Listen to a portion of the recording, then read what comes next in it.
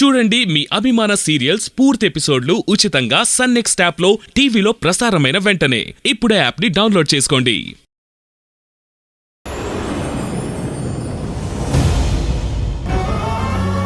జరిగిన దాంట్లో నా తప్పు కానీ చైతన్య తప్పు కానీ లేదు. ఎవరో కావాలనే ఇదంతా చేశారు. ఏమ్మా మహాతల్లి, నీ మూలంగానే ఇంట్లో ఇంత దారుణం జరిగింది. నీ స్థానంలో ఇంకో ఆడది ఉంటే ఈ పాటికి ఏ విషయమో తాగి చచ్చిపోయి ఉండేది. సిగ్గుపడి చచ్చిపోయేంత తప్పు నేనేం చేయలేదత్తయ్య. జరిగిన దాంట్లో నా తప్పేం లేదు. అవునమ్మా, తప్పంతా మాదే. నా కొడుకు నిన్ను ప్రేమించడమే వాడు చేసిన పెద్ద తప్పు. నువ్వెలాంటి దానివో తెలుసు కూడా నిన్నింట్లో ఉండనివ్వడం నా తప్పు. అసలే నేను బాధలో ఉన్నాను. నన్నింకా హింసించాలని చూడకండి. ఎవరిని హింసిస్తున్నారే? నీ వల్ల కుటుంబం పరువు పోయింది. మనమిచ్చే జీతం డబ్బుల మీద ఆధారపడి బ్రతికే వాళ్ళంతా ఇప్పుడు మన గురించే మాట్లాడుకుంటున్నారు. అయినా నువ్వు అలాంటివి చెప్పేటప్పుడు ఆఫీస్ వాళ్ళని కూడా పిలవడం ఎందుకు? అదేదో మనమే చూసుకుంటే సరిపోయేది కదా. నీ వల్ల విష్ణు ఇంట్లోంచి వెళ్ళిపోయాడు. ఎక్కడికి వెళ్ళాడో తెలీదు. తిరిగి వస్తాడో లేదో కూడా తెలీదు. ఏంటత్తయ్య మీరు చెప్పేది? సీనయ్య కనిపించడం లేదా? ఎక్కడికి వెళ్ళాడు? ఎవరు చెప్పగలరు? నువ్వు 10 మందిలో ఇంత అవమానం జరిగేలా చేశాక ఏ మగాడు మాత్రం మనశ్శాంతిగా ఉంటాడు? ఈ ఇంట్లో ఉండలేక వాడు వెళ్ళిపోయాడు.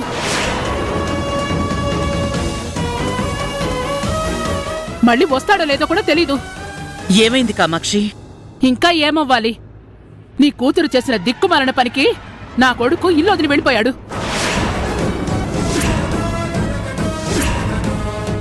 వెళ్ళిపోయాడా?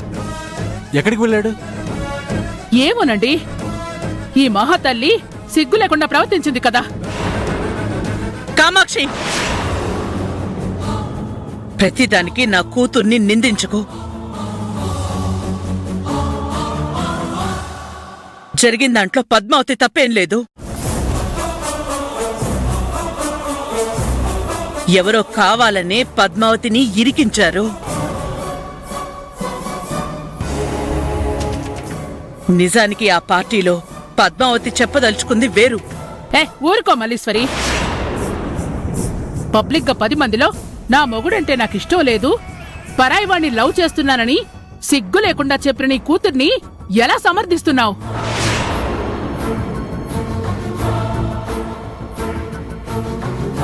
బిడ్డ తల్లయ్యి కూడా ఇన్ని సంవత్సరాలు భర్తతో ఉండి ఇప్పుడు ఎవరినో ప్రేమిస్తున్నానంటున్నా నీ కూతుర్ని నువ్వెలా వెనకేసుకొస్తున్నావు? కామాక్షి, కామాక్షి, కామాక్షి, కామాక్షి, నోటికొచ్చినట్టు మాట్లాడుకో. వాళ్ళిద్దరి మధ్య ఉన్నది అలాంటి అపవిత్రమైన బంధం కాదు. కాదా?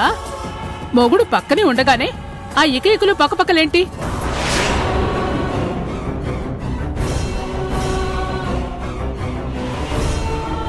వాడెంత గొప్పవాడో 10 మందిలో పొగిడింది కదా.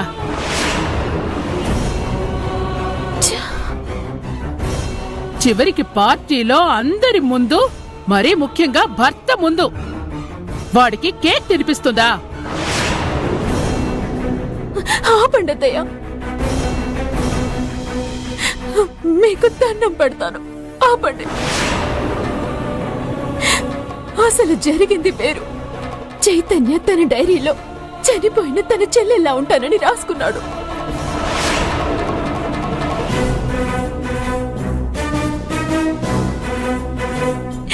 అందుకే ఆ డైరీని పార్టీలో అందరి ముందు చూపిద్దాం అనుకున్నారు.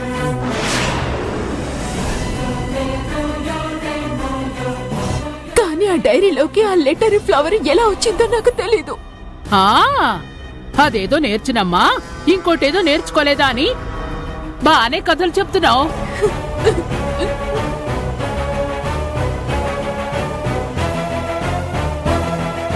ఎన్ని చెప్పినా ప్రపంచం దృష్టిలో నువ్వొక పాపిష్టిదానివి. కామాక్షి,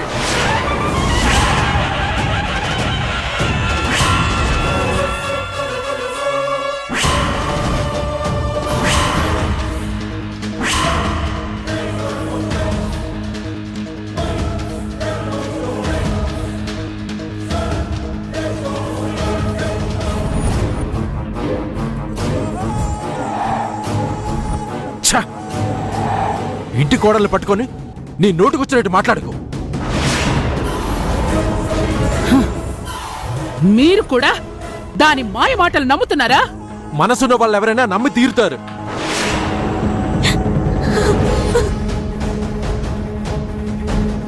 పద్మావతి అంటే ఏంటో మా అందరికీ తెలుసు. నా కొడుకుని నాకు కాకుండా చేశావు. ఇప్పుడు నా భర్త నా మీద చెయ్యెత్తేలా చేశావు.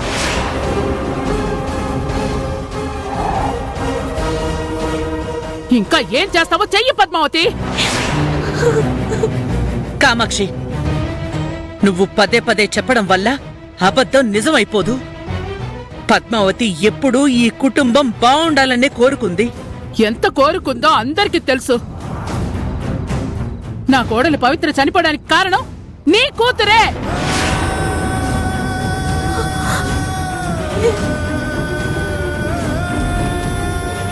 ఇప్పుడు నా కొడుకు మానసికంగా చచ్చిపోవడానికి కారణం నీ కూతురే. నీ కూతురే. చాలు కామాక్షి, కాపు. ఇప్పటికే చాలా మాట్లాడేశావు. నువ్వు చేసే పనుల వల్ల ఇంట్లో ఏ రోజైనా ఎవరైనా మనశ్శాంతిగా ఉన్నావా?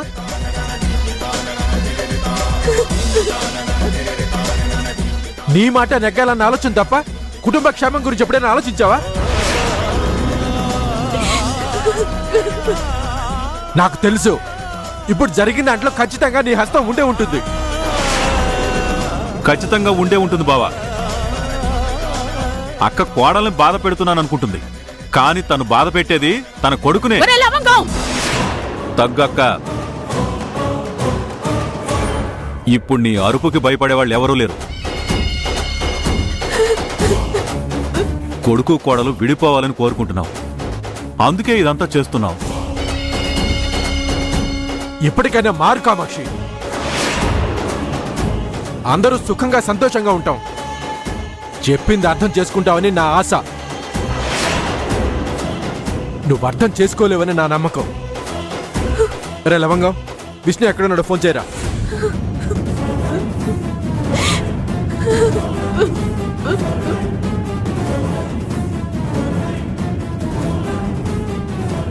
ఏమైంది? బావా, ఫోన్ లిఫ్ట్ చేయడం లేదు. అవునా? విష్ణు ఎక్కడున్నాడో ఏమో.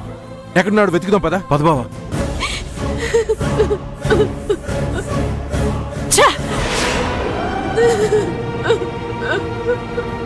పద్మావతి, అయ్యో పద్మావతి, అమ్మా పద్మావతి,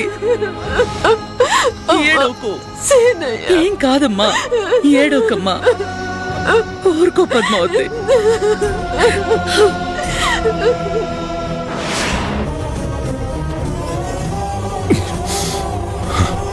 పిల్లలకి ట్యూషన్ చెప్తానని ఇంట్లో ఎంటర్ అయి నా భార్యని ట్యూన్ చేసావు కదరా. నెమ్మదిగా పద్మావతికి దగ్గరై నన్ను దూరం చేశావు. మేడం, నేను మీకు మరోసారి సారీ చెప్పాలి. దేనికి?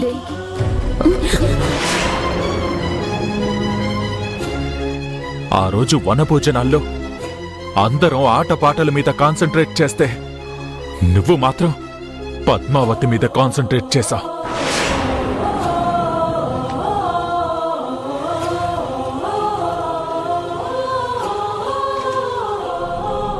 మీ పేరుని ఎవరూ చెరపలేని విధంగా నా చేతి మీద పచ్చబొట్టు పొడిపించుకున్నాను.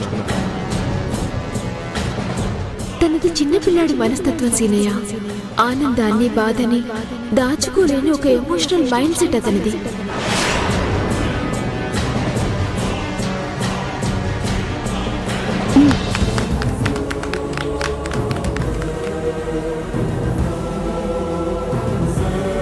పద్మావతి కూడా నాకన్నా నీకే ఎక్కువ ఇంపార్టెన్స్ ఇస్తుంది. చిన్న కొటేషన్ చెప్పడానికి కూడా నేను పనికి రాకుండా పోయాను. తనిచ్చిన ప్రతి సలహా సక్సెస్ అయింది. సో అతను చెప్పినట్టే చేయండి. అది కాదు పద్మావతి, అతను చెప్పింది కూడా బాగుంది కదా. లేదు సీనయ్య, నేను చైతన్యని నమ్ముతున్నాను. అయితే నన్ను నమ్మట్లేదా? నమ్ముతాను సీనయ్య.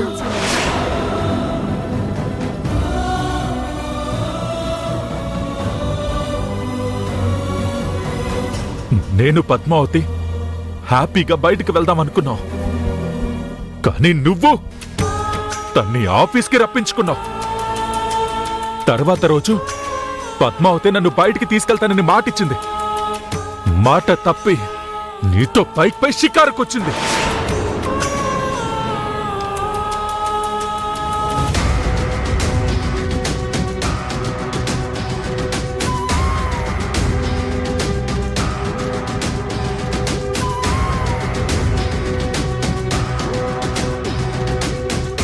నోము రోజు చీర తీసుకొచ్చి కట్టుకోమన్నా. ఆ రోజు నేనెంత టెన్షన్ పడ్డానో నీకు తెలియదు.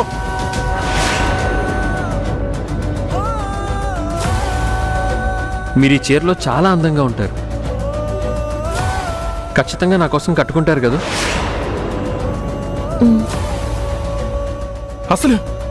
అసలు చీర కొనివ్వడానికి నువ్వెవర్రా? అలా పద్మావతి ఒక్కో అడుగు నీ వైపు వేస్తూ నాతో నడిచిన 7 అడుగులు మర్చిపోయింది.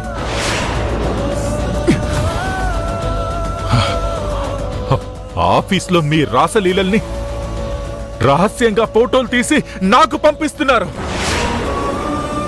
ఇంకా రాత్రి ఏకంగా అందరి ముందు మీ లవ్ ని వండర్ఫుల్ గా గ్రాండ్ గా సెలబ్రేట్ చేసుకున్నారు.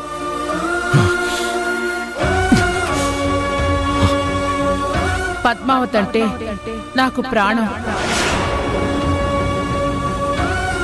తనకు కూడా నేనంటే చాలా ఇష్టం. కానీ ఇక దాచటం వల్ల ఏ ప్రయోజనం లేదనిపించింది. అందుకే అందరి ముందు బయటపడదాం అనుకుంటున్నాం. ఈ సలహా కూడా పద్మావతి ఇచ్చింది. నేనింట్లో కనిపించకపోయినా నీకేం పట్టదు. ఎందుకంటే పద్మావతి, నువ్వు నన్ను వదిలేశావు.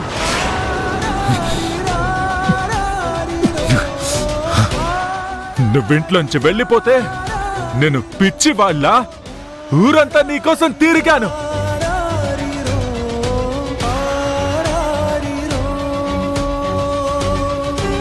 కానీ నువ్వు నన్ను పట్టించుకోవు. దీక్ష కనిపించకపోతేనో, సాక్షి కనిపించకపోతేనో, చివరికి ఆ చైతన్యగాడు కనిపించకపోయినా ఊరంతా వెతుకుతావు.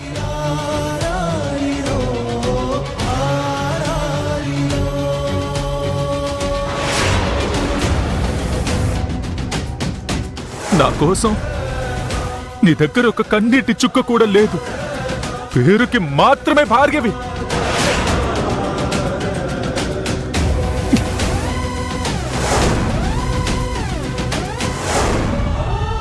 నాతో నా భార్య మిక్స్ అవడం లేదు. అందుకే మందులోకి నీళ్లు మిక్స్ కావని వాటర్ లేకుండానే ఫుల్ బాటిల్ తాగేశాను.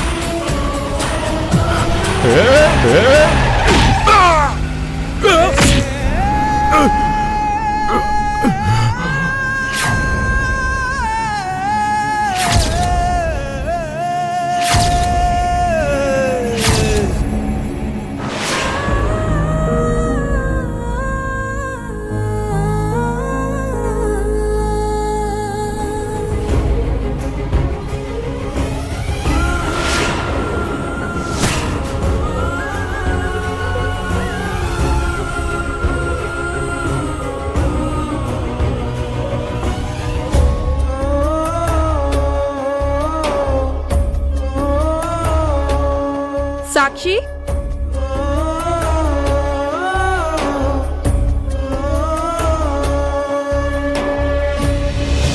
ఏంటి సాక్షి, టీచర్ ఇచ్చిన పనిష్మెంట్ కి కాల్ నెప్పడుతున్నాయా? లేదు, నేను బాధపడేది అందుకు కాదు దీక్ష. మరేమైంది? ఎందుకలా ఉన్నావు? అరే, ఎందుకలా బాధపడుతున్నావు సాక్షి? ఏమైంది? నిన్నెవరైనా ఏమన్నా అన్నారా? సరే, నాకేం చెప్పొద్దు. పోనీ భోజనమైనా చెయ్యి. వద్దు, నాకు ఆకలిగా లేదు. నాకు అర్థమైంది. పార్టీలో జరిగిన దాని గురించి ఫీల్ అవుతున్నావు కదా, అంతే కదా? దానికి మనమేం చేయగలం? పెద్దవాళ్ళు ప్రతి చిన్న విషయానికి పోట్లాడుకుంటారు. అది చిన్న విషయమో పెద్ద విషయమో నాకు తెలీదు, కానీ అమ్మా నాన్న ఇంకా మాట్లాడుకోరేమో అనిపిస్తుంది. అలా జరగదులే సాక్షి. డాడీ అమ్మతో మాట్లాడతారు. నిజంగా వాళ్ళిద్దరు కలుస్తారా? కలుస్తారు. కలవకపోయినా తాతయ్య అమ్మమ్మ వాళ్ళని కలిసేలా చేస్తారు. సరేనా? వాళ్ళను కలుపుదామన్నా బేబీ వాళ్ళని కలవనివ్వదు. నిన్న నాన్న పార్టీకి వస్తున్నప్పుడు చాలా హ్యాపీగా ఫీల్ అయ్యాను, కానీ ఇలా జరుగుతుంది అనుకోలేదు. నేను వాష్రూమ్ కోసం గదిలోకి వెళ్ళినప్పుడే ఆ రూమ్ లో ఎవరో ఉన్నారు. నన్ను అక్కడ లాక్ చేసి వెళ్ళిపోయారు. అప్పుడే ఏదో చేశారు. ఇదంతా మా బేబీయే చేసింది. మీ అమ్మని డాడీని ఎప్పటికీ కలవకుండా చేసింది. ఎలాగైనా అమ్మా నాన్నల్ని కలపాలి దీక్ష, అప్పుడే మనం హ్యాపీగా ఉంటాం. ఓ, తప్పకుండా కలుద్దాం. ముందు భోజనం తిందాం. నాకు వద్దు దీక్ష, నువ్వు తిను. ఏ, ఎందుకు? అక్కడ అమ్మ భోజనం తినిందో లేదో, తను తినకుండా నేనెలా తింటాను? నిజమే, అమ్మ తినకుండా నేను తినను. వీటిని పడేసొస్తాను.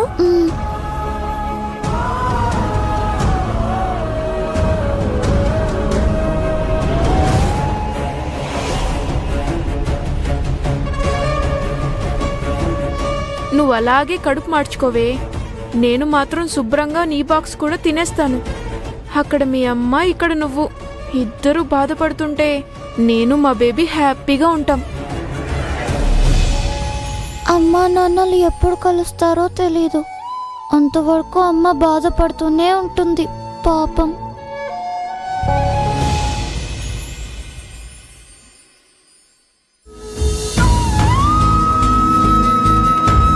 నీ వల్ల విష్ణు ఇంట్లోంచి వెళ్ళిపోయాడు.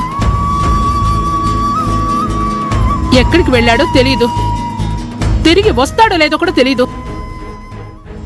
నా సీనయ్య ఎక్కడున్నాడో, ఏం చేస్తున్నాడో?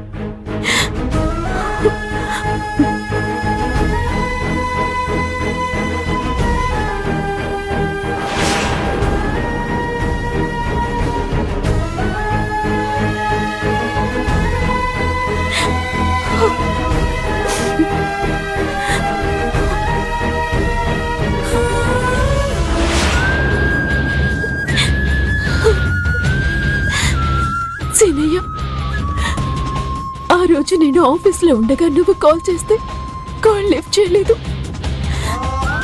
ఆ రోజు నువ్వెంత బాధపడుంటావో నాకు ఇప్పుడు తెలుస్తుంది.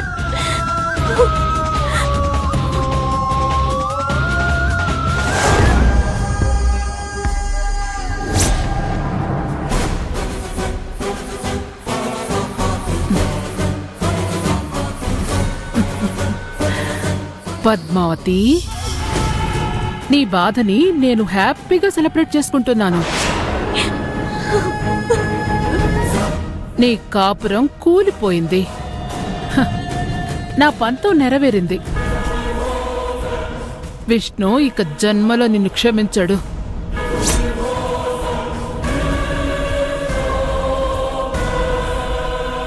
నువ్వు ఆకలితో కన్నీళ్లు తాగుతూ బాధని మింగుతూ ఎంజాయ్ చేయి పద్మావతి. నేను ఆన్లైన్లో తెప్పించుకున్న చికెన్ తింటూ ఎంజాయ్ చేస్తున్నాను.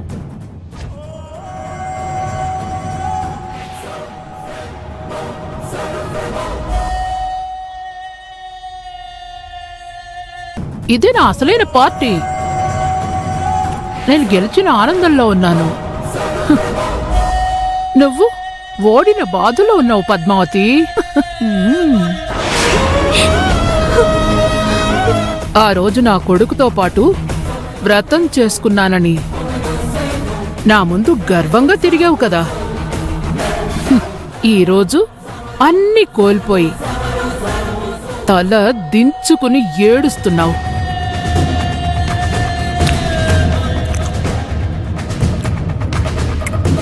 ఈ కామాక్షితో పెట్టుకుంటే ఇలాగే ఉంటుంది.